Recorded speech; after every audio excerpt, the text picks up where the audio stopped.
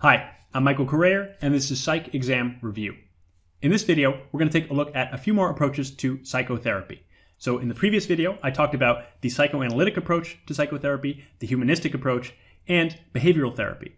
And so in this video, we're going to look at cognitive therapy, cognitive behavioral therapy, and some group approaches to the treatment of mental illness. So we'll start by looking at cognitive therapy.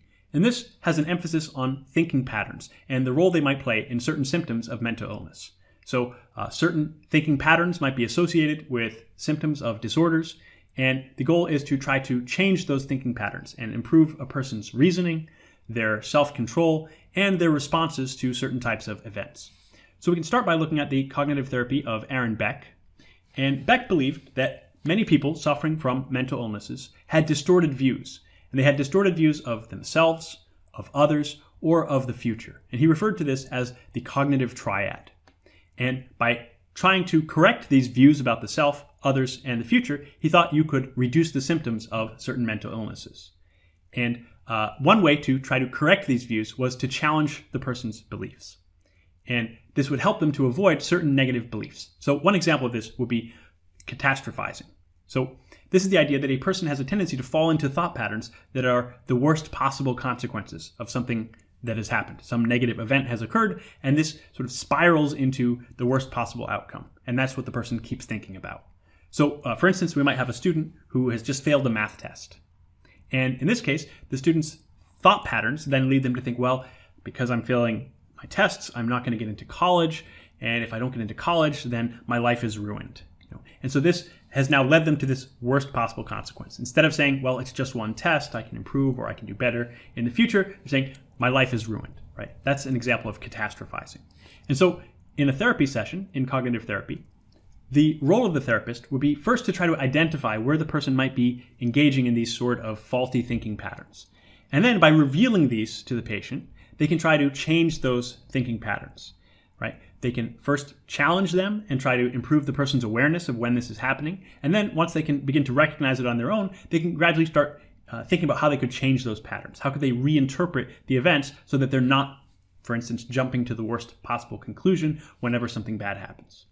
Okay, a similar approach by Albert Ellis was a bit more direct, and this is what's known as rational emotive behavior therapy. And in this case, the therapist would more directly point out the errors in the person's thinking, and then they would work together with the patient to try to resolve those errors or change those thinking patterns. And this is what Ellis called cognitive restructuring, where first the therapist will question the assumptions that the patient is making, and they'll also question their predictions about how the world works. So, for instance, in the case of failing a test leading to college rejection, leading to my life being ruined, they might challenge those predictions about the world. They say, really? Well, does everybody who doesn't go to college, their life is ruined? They say, well, no, that's not really an accurate prediction of how the world works. Or everybody who fails a math test doesn't get into the colleges that they want to go to. Do you think that's necessarily true about the world? And so this kind of direct challenging of those beliefs or those predictions would be the first step. And then the person would try to replace those with more realistic and productive ways of thinking. Say, okay, maybe it's not realistic for me to think that one failure is going to lead to my life being ruined. What would be a more productive way of thinking about this? What could I learn from this experience? How could I use this to maybe motivate me to do better in the future? And so they're trying to replace the negative thinking patterns and the faulty habits that the person might have in their thinking with more productive ways of viewing the world. Now, modern approaches to cognitive therapy tend to draw on the work of both Aaron Beck and Albert Ellis, and they also can include some other techniques that weren't included by Beck or Ellis. And these include things like the use of mindfulness meditation. And the goal here is to try to get the person to detect certain thought patterns or certain emotional issues before they grow into larger problems. So by engaging in meditation, they can become more aware of their thoughts or more aware of some of their emotional reactions to things, and then they can work to resolve those. Next, we'll look at cognitive behavioral therapy, or CBT, and this is a combination of cognitive techniques that I've just described and some of the behavioral techniques that I talked about in the previous video. The use of rewards, the use of punishments, the attempts to change certain emotional responses to certain stimuli. And so cognitive behavioral therapy is going to include both of those, but it also has some unique aspects that we don't see in either of those separate approaches. And one thing that's unique about it is it's much more problem-focused and action-oriented. That means it's very direct. The therapist and the patient work together to have a very narrow focus on specific areas for improvement. And then they try to structure a program of behaviors that will help them to make more rapid progress in those specific areas. And this means there's a greater sense of transparency to the therapy, where the therapist will make it very clear to the patient why they're doing certain things and what the end goal is that's in mind for a particular program of behaviors. Okay, so each session will usually have an agenda that says that this is what we're going to work on in this session, and then we're going to focus on restructuring certain beliefs or certain thoughts that are relevant to this particular outcome that we want.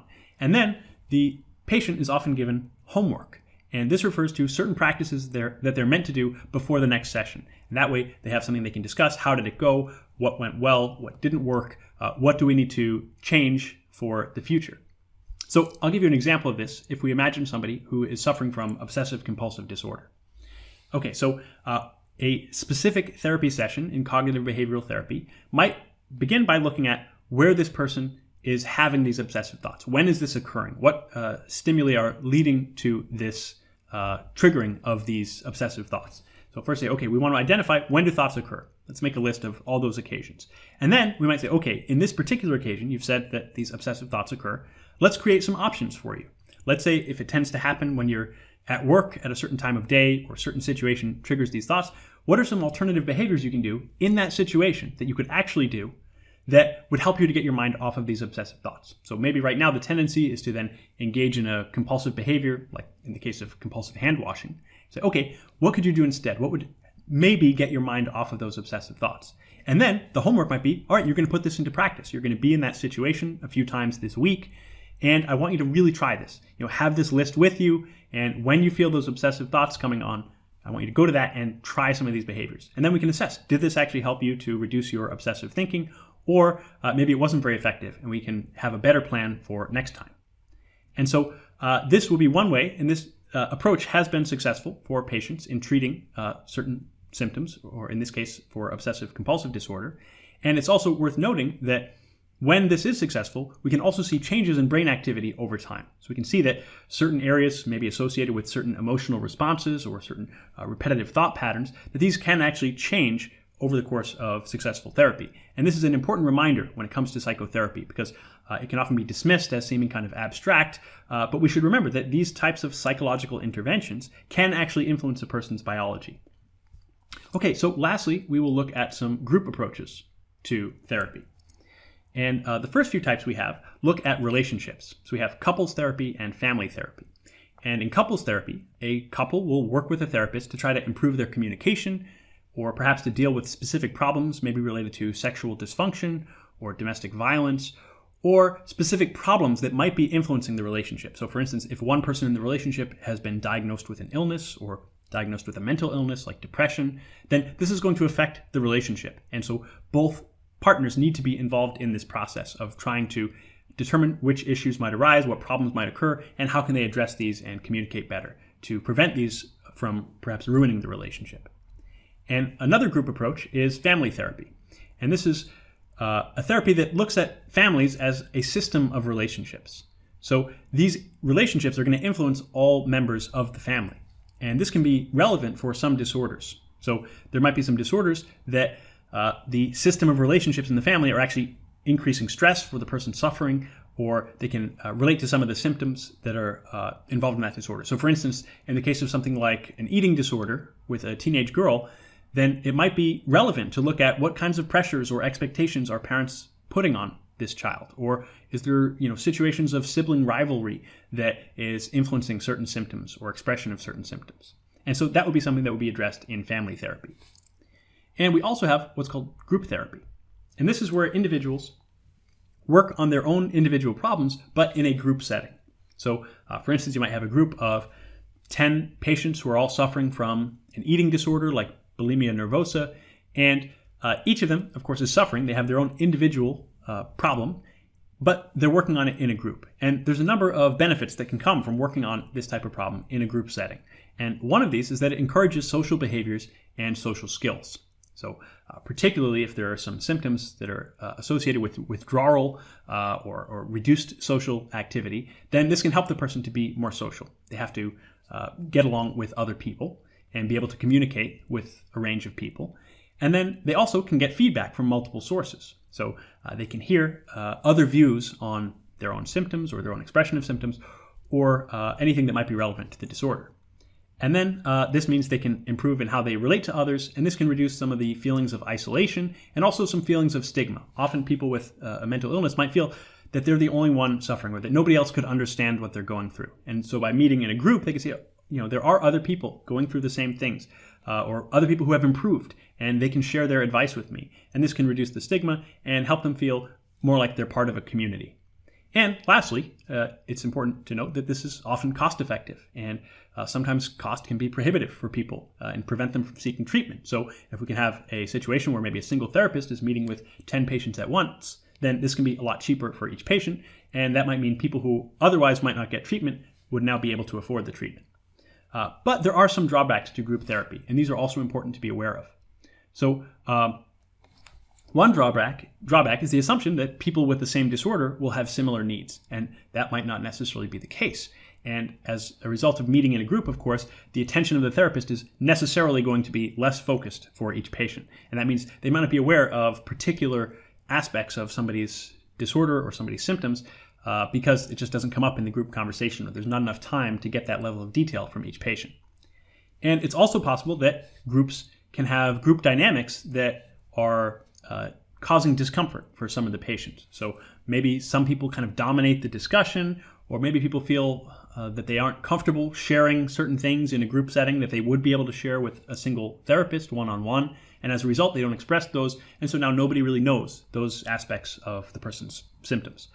And it's also possible that being in a group can cause the normalization of symptoms, or it can cause comparison between members that can actually be counterproductive for what they want to achieve. So, for instance, let's say somebody's suffering from bulimia nervosa, and they go to a group therapy session, which is fairly common for eating disorders.